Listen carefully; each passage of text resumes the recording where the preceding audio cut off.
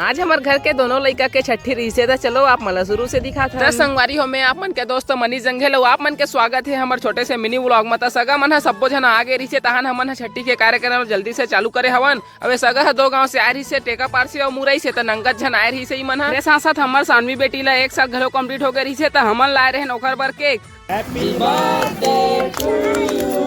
एखर बर्थडे ला जल्दी कुन खत्म करके हमन हा सगा मन ला खवा लेन खाना। ओखर बाद शाम कर रामायण के भी आयोजन रही से तो रामायण वाले मन घलो आगे रही से। फिर हमारे बेटी के दादी मन आगे रही से लइका ला पलना झुलाए पर देख।